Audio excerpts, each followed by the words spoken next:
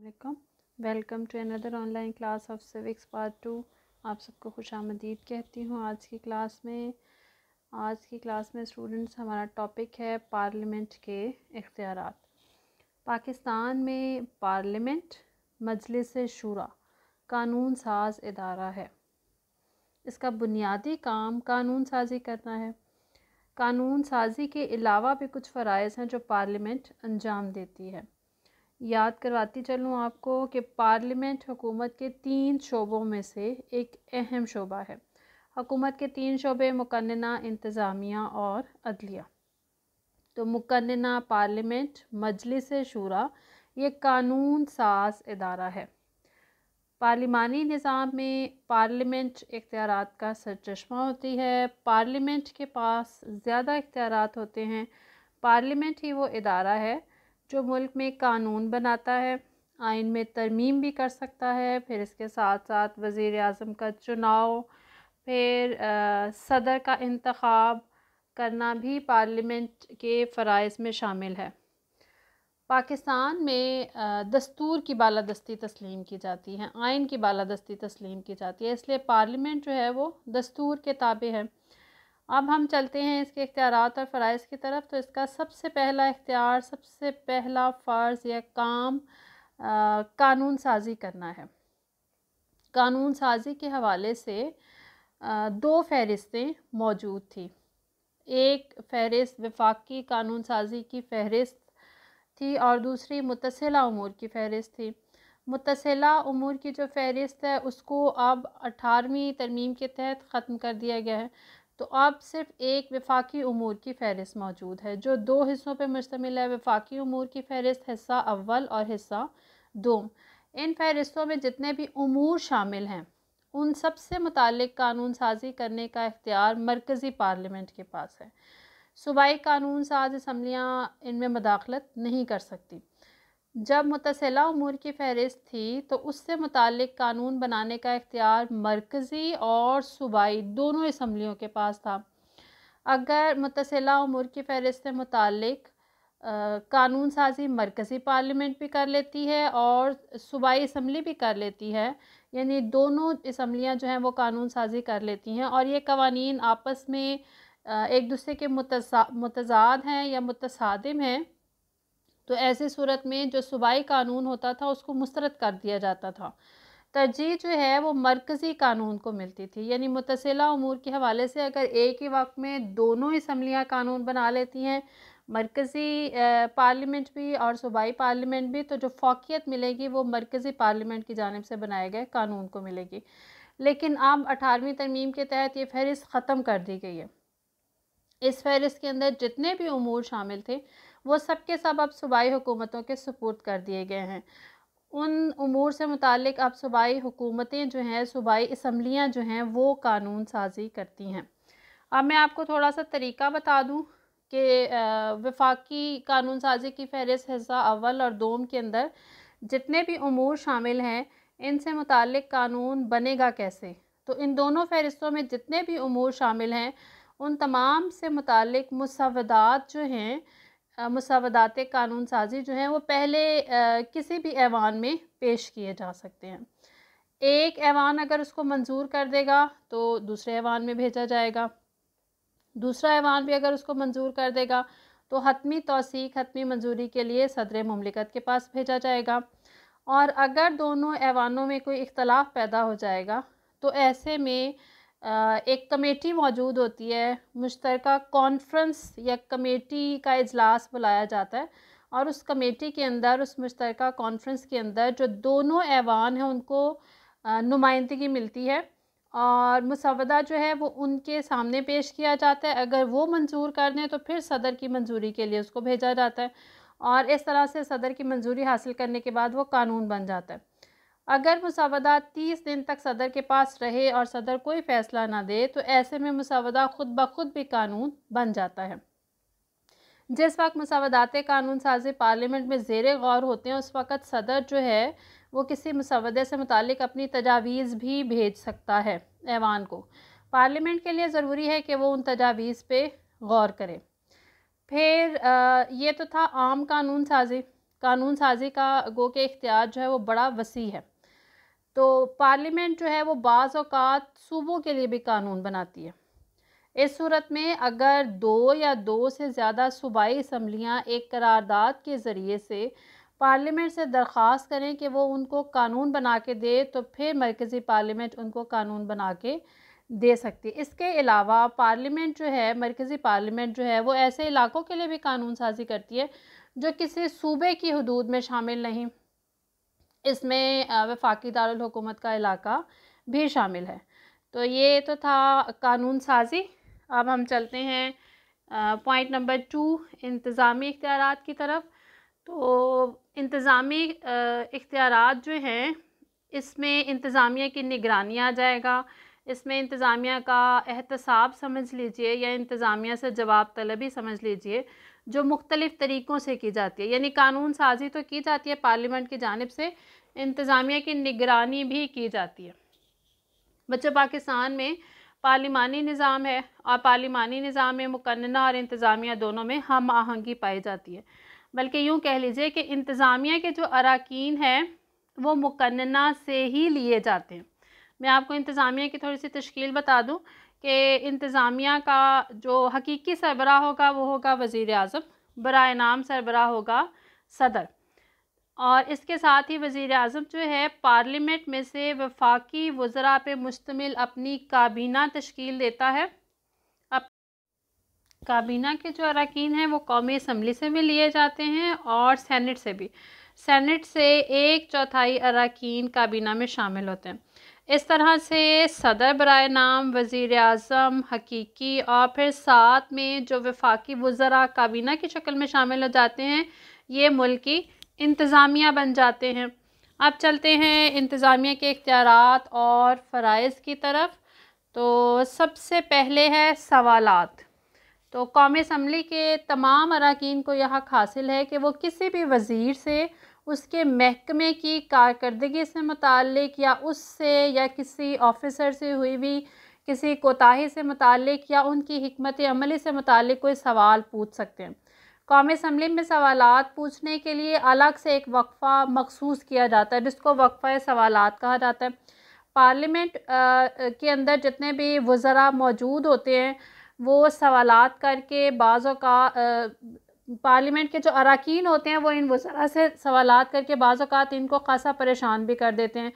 तो जिस भी वज़ीर से सवाल पूछा जाता है रुकने पार्लियामेंट की जानिब से, ज़रूरी होता है कि वो वज़ीर उसका जवाब दे, उस पर लाज़मी होता है।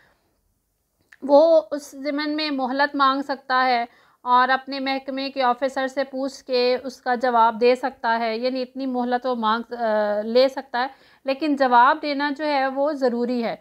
और बाज़ औक़ात ज़िमनी सवालात भी पूछे जाते हैं जो उसी से मुताल्लिक़ होते हैं। तो सवालात क्यों पूछे जाते हैं या इनका फ़ायदा क्या होता है? इससे ये होता है कि इंतज़ामिया जो है, इंतज़ामिया तक आवाम के मसाइल पहुँचाए जाएँ रुकने पार्लियामेंट की जानिब से। और दूसरा, अगर इनसे कोई कोताही हो रही है तो उसकी भी निशानदही की जाए। तीसरा, इंतज़ामिया की अगर कोई हिकमत अमली, कोई पॉलिसी दुरुस्त नहीं है तो उनको इससे आगाह किया जाए। तो सवालात जो हैं ये एक मौसर हरबा है, एक हथियार है, और बाज़ औक़ात सवालात के खौफ से इंतज़ामिया जो है वो अपनी कारकर्दगी को बेहतर कर लेती है और सही तरीके से काम करने लग जाती है। फिर दूसरे नंबर पर है तनकीद। तो वज़रा की कारकर्दगी के हवाले से उनको तनकीद का निशाना बनाया जाता है और तनकीद के ज़रिए से भी उन्हें परेशान किया जाता है और अपनी कारकर्दगी को बेहतर करने के लिए कहा जाता है। फिर उसके बाद हम चलेंगे तहरीक मलामत। तो जिस तरह से वज़ीर आज़म के ख़िलाफ़ तहरीक अदम एतमाद ऐवान में पेश की जाती है, इसी तरह से अगर किसी वज़ीर के ख़िलाफ़ जो है वो कोई करप्शन सामने आई है या कोई एलिगेशन है तो उसके ख़िलाफ़ भी तहरीक मलामत जो है वो पेश की जा सकती है। फिर है तहरीक इल्तवा। तहरीक इल्तवा जो है ये एक मौसर हथियार करार दिया गया है। अब इसमें क्या होता है कि पार्लियामेंट का कोई भी जो रुकन है वो स्पीकर से दरख्वास्त करता है कि किसी अहम मसले या वाक़े से मुतालिक ऐवान में बहस की इजाज़त दी जाए और कार्रवाई जो है उसका आगाज़ किया जाए। तो इसमें जो कार्रवाई चल रही होती है उसको वक्ती तौर पे मुलतवी कर दिया जाता है और तहरीक इल्तवा के अंदर जो टॉपिक होता है, जो मौजू होता है, फ़ौरी अहमियत का हामिल मामला होता है, उसको गौर करने के लिए पेश किया जाता है। अगर स्पीकर महसूस करे कि तहरीक में वाकई जान है या जो इसमें मसला उठाया गया है वो वाकई अहमियत का हामिल है, उस पर बात होनी चाहिए, तो वो इजाज़त दे देता है। तहरीक के लिए जो है वो बाकायदा तहरीरी नोटिस दिया जाता है और इस तरीके से भी इंतज़ामिया जो है उसको परेशान किया जा सकता है या मुकन्ना जो है वो अपना दबाव जो है वो बढ़ा सकती है। तो बेसिकली तहरीक इल्तवा जो है ये खुसूसी जो मुल्की मसाइल होते हैं उनकी जानिब तवज्जो मबज़ूल करवाने के लिए पेश की जाती है। फिर उसके बाद है करारदादें।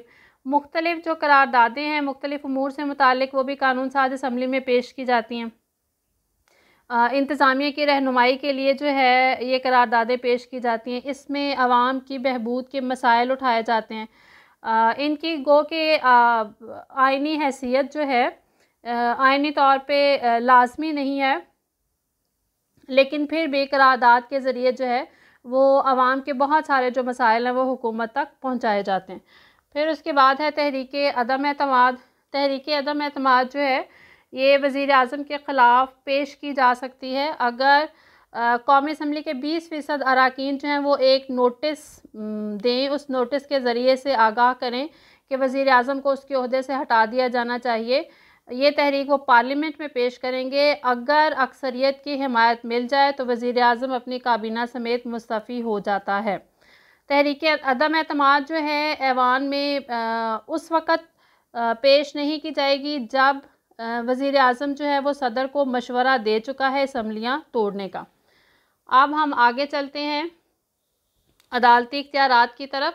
तो आइन की रूह से पार्लियामेंट जो है पार्लियामेंट फ़ैसला करेगी कि सुप्रीम कोर्ट और हाई कोर्ट के जजेस जो हैं इनकी तादाद कितनी है और साथ साथ इनके लिए कवायद व ज़वाबित भी तश्कील देगी। फिर इनकी तनख्वाह, इनकी माली मराहत का भी तयन किया जा सकता है। तो इस इख्तियार के ज़रिए से मौसर तब्दीलियाँ जो हैं वो लाई जा सकती हैं। इसके साथ ही हम आगे चलेंगे कि सदर के मुआख़ज़ा करने का अदालती इख्तियार भी मौजूद है। पार्लियामेंट जो है वो सदर का मुआख़ज़ा भी कर सकती है। मुआख़ज़ा किस तरह से किया जाता है कि अगर सदर आइन की ख़िलाफ़ वर्जी करे, अपने ओहदे का नाजायज़ फ़ायदा उठाने की कोशिश करे या कोई संगीन जुर्म जो है वो उससे हो गया है या जिस्मानी और दिमागी तौर पे वो मफलूज हो चुका है, तो उसको उसकी मुकर्ररा मुद्दत से पहले भी मुआख़ज़े के ज़रिए से फ़ारिग किया जा सकता है। तो ऐसे में पार्लियामेंट के अंदर जो है वो इस तहरीक का आगाज़ किया जाता है।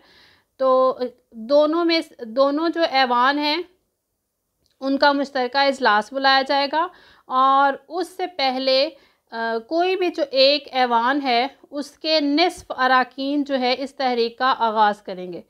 तो सदर को भी जो उस पर इल्ज़ामात लगाए जाते हैं एक नोटिस के ज़रिए आगाह किया जाता है, नोटिस सदर को भी दिया जाता है। सदर को जब नोटिस मिल जाए तो ज़्यादा से ज़्यादा 14 और कम से कम 7 दिन के अंदर अंदर जो है मुश्तरका इजलास बुलाया जाता है। फिर इस मुश्तरका इजलास में सदर को दिफा का पूरा मौका दिया जाता है। सदर आज ख़ुद भी अगर कुछ कहना चाहे तो कह सकता है या अपने वकील के ज़रिए से सबूत पेश करना चाहे तो कर सकता है। एक तहकीकात के अंदाज से बात आगे बढ़ती है, फिर एंड पे राय शुमारी होती है। अगर दोनों ऐवानों की 2/3 अक्सरियत सदर के ख़िलाफ़ वोट दे दे तो सदर जो है वो अपने ओहदे से माज़ूल समझा जाता है। इंतखाबी नौइयत के इख्तियारात और फ़राइज़ को अगर देखा जाए तो पार्लियामेंट जो है वो इंतखाबी फ़राइज़ भी अंजाम देती है। इसमें वज़ीर आज़म का इंतखाब अमल में लाया जाता है। सदर का इंतखाब हो तो सदर के इंतखाब में कौमी असम्बली, सेनेट और चारों सूबाई असम्बलियाँ शरीक होंगी। इसके अलावा स्पीकर का इंतखाब अमल में लाया जाता है, डिप्टी स्पीकर का इंतखाब अमल में लाया जाता है, चेयरमैन सेनेट का इंतखाब अमल में लाया जाता है और डिप्टी चेयरमैन सेनेट का भी इंतखाब अमल में लाया जाता है। ये इसके अलावा ऐवान में बहुत सारी कमेटियाँ भी होती हैं, बाज़ औक़ात उनके चेयरमैन और कमेटियों के अरकान को भी मुंतखब किया जाता है।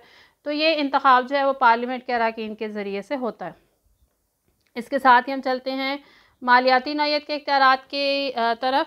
तो पार्लियामेंट जो है इसको मालियात पे पूरा कंट्रोल हासिल है और ख़ास तौर पे जो कौमी असम्बली है इसको मालियात के हवाले से बरतरी हासिल है। मालियाती नौइयत के जितने भी मुसव्वदात हैं उनका आगाज़ कौमी असम्बली से होता है हर सूरत में। फिर उसके बाद आवाम पे जितने भी टैक्सेस आयद किए जाएंगे उन टैक्सेस के हवाले से पार्लियामेंट से पेश की मंजूरी लेना पड़ेगी। पार्लियामेंट की मंजूरी के बगैर कोई भी नया टैक्स आयद नहीं किया जा सकता। इसके अलावा टैक्स से जितनी भी आमदनी हासिल हुई है उसको अगर ख़र्च करना है तो उस हवाले से भी पार्लियामेंट की इजाज़त लेना बहुत ज़रूरी है। ये जमहूरी रिवायात हैं। पाकिस्तान में भी ऐसा ही होता है कि मालियात के हवाले से पार्लियामेंट जो है वो मुकम्मल कंट्रोल है पार्लियामेंट के पास। फिर अब इसमें जो सबसे अहम चीज़ है वो है बजट। जो सालाना बजट पेश किया जाता है, वफाकी हुकूमत जो है वो हर साल एक बजट तैयार करती है जो पूरे साल की आमदन और अखराजात का जिसमें तखमीना लगाया जाता है, अंदाज़ा लगाया जाता है। इसमें यह देखा जाता है कि साल भर में कितनी आमदनी हुई है और किस किस मद में जो है वो कितने अखराजात हुए हैं, उन पे मुश्तमिल होता है ये बजट। कौमी असम्बली जो है ये बजट पे गौर करती है और इसकी इजाज़त के बगैर बजट मंजूर नहीं किया जा सकता। बजट के मुतालिक सेनेट के इख्तियारात ना होने के बराबर है, बहुत कम हैं। ज़्यादा जो कंट्रोल या इख्तियारात हैं वो कौमी असम्बली के ही हैं। बजट के दो हिस्से होते हैं। पहले हिस्से में वफाकी इज्तिमाई फ़ंड से मुतालिक अहम उमूर शामिल होते हैं। इस हिस्से से मुतालिक कौमी असम्बली में गौर किया जा सकता है, बहस भी हो सकती है, लेकिन इसको मुस्तरद नहीं किया जा सकता। बजट का जो दूसरा हिस्सा है इसमें मुख्तलिफ़ जो डिपार्टमेंट्स हैं, महकमे हैं, उनकी मदद से मुतालबाते ज़र जो तैयार किए हुए होते हैं वो इसमें शामिल होते हैं। मुतालबाते ज़र पे न सिर्फ ये कि कौमी असम्बली बहस कर सकती है बल्कि इसमें तरमीम भी कर सकती है। इन मुतालबात को बढ़ाया भी जा सकता है, घटाया भी जा सकता है। तो कौमी असम्बली को इस हवाले से इस पर इख्तियार हासिल है। तो बजट जो है ये मरकज़ी हुकूमत की जानिब से पेश किया जाता है। मरकज़ी वफाकी हुकूमत इसको पेश करती है और मरकज़ी वज़ीर ख़ज़ाना के ज़रिए से इसको पेश किया जाता है। अब हम चलते हैं आइन में तरमीम के तरीके के हवाले से। पाकिस्तान का जो आइन है इसमें तरमीम करने का तरीका ना बहुत आसान है ना बहुत मुश्किल, तो नीम उस्तवार आइन है। और इस हवाले से आइन में तरमीम का मुसवदा जो है वो पहले कौमी असम्बली में पेश किया जाएगा। अगर कौमी असम्बली की 2/3 अक्सरियत उसको मंजूर कर देगी तो फिर उसके बाद उसको सेनेट में भेजा जाएगा। सेनेट भी अगर उसको 2/3 अक्सरियत से मंजूर कर देता है, सेनेट की मंजूरी के बाद उसको सदर मुमलिकत के पास हतमी मंजूरी के लिए भेजा जाएगा। सदर के लिए ज़रूरी है कि वो 7 दिन के अंदर अंदर उस पर दस्तखत कर दे। अगर सदर उस पर दस्तखत नहीं करता तो तरमीम जो है वो बग़ैर सदर के दस्तखतों के भी आइन का हिस्सा बन जाएगी। ताहम याद रखिएगा कि अगर किसी सूबे की हुदूद में तब्दीली करना मकसूद हो तो फिर इस तरह की जो तरमीम है उससे मुतालिक पहले जो है मुताल्लिका सूबाई असम्बली जो है उसकी इजाज़त देगी, फिर पार्लियामेंट में तरमीम के लिए बिल जो है वो पेश किया जा सकता है। इसके बाद हम चलते हैं शिकायत का अजाला। पार्लियामेंट के जो अरकान हैं ये अवाम के नुमाइंदे होते हैं और अवाम के वोटों से ये मुंतखब होकर ऐवान में पहुंचते हैं। इसलिए इन पे ये भारी जिम्मेदारी आयद होती है कि ये जिस जिस हलके से इनका ताल्लुक़ है अपने अपने हलके के मसाइल असम्बली में पेश करें और फिर इंतज़ामिया की मदद से अपने अपने हलके के मसाइल को हल करवाने की भी पूरी कोशिश करें। तो एक तरह से अवाम और इंतज़ामिया के दरमियान पार्लियामेंट के जो अरकान हैं यही राब्ते का ज़रिया बनते हैं। पार्लियामेंट के अरकान के ज़रिए से ही मसाइल हल करवाए जा सकते हैं। फिर उसके बाद सबसे एंड पे है हंगामी हालात। हंगामी हालात जो हैं ये 4 किस्म के हो सकते हैं। अगर मुल्क में सियासी अदम इस्तेहकाम है, नंबर 1। नंबर 2, मुल्क की सलामती जो है वो ख़तरे में है, किसी मुल्क से जो है वो बैरूनी हमले का ख़तरा है या गैर मुल्की मदाखलत का ख़तरा है। नंबर 3, अमन व अमान की सूरत हाल बिगड़ चुकी है और सूबाई इंतज़ामिया जो है उसके कंट्रोल में नहीं रहे अब हालात। नंबर 4 पे है मुल्क में माशी अबतरी या माशी बहरान पैदा हो चुका है जो कि अब सूबाई हुकूमत से कंट्रोल नहीं हो रहा। तो ऐसे में हंगामी हालात का ऐलान किया जा सकता है। अगर मरकज़ी इंतज़ामिया महसूस करे तो मुल्क में हंगामी हालात का ऐलान किया जा सकता है। अगर मुल्क में हंगामी हालात का ऐलान किया जाएगा तो फिर बुनियादी हुकूक भी मुअत्तल हो सकते हैं। और फिर खुसूसी इक़दामात किए जाएंगे मरकज़ी इंतज़ामिया की जानिब से कि उस हिस्से के अंदर अमन व अमान को बहाल किया जाए या जो भी मसला था उसको अब कंट्रोल किया जाए। हंगामी हालात का ऐलान करने जब कर दिया जाता है तो सदर मुमलिकत जो है वो एक पार्लियामेंट का मुश्तरका इजलास तलब करता है और उस इजलास में जो सिचुएशन होती है उसको उस पर बहस होती है, उस पर गौर किया जाता है। फिर पार्लियामेंट जो है वो अगर ऐलान की मंजूरी दे दे तो फिर वो हंगामी हालात वहाँ पे नाफिज कर दिए जाते हैं। यानी हंगामी हालात का जो ऐलान है इसकी हतमी मंजूरी पार्लियामेंट से लेना बहुत ज़रूरी है। और हंगामी हालात जो हैं वो ज़्यादा से ज़्यादा 6 माह तक किसी भी जगह पे रह सकते हैं। यानी पार्लियामेंट जो है वो 6 माह तक के लिए इसकी मंजूरी दे सकती है।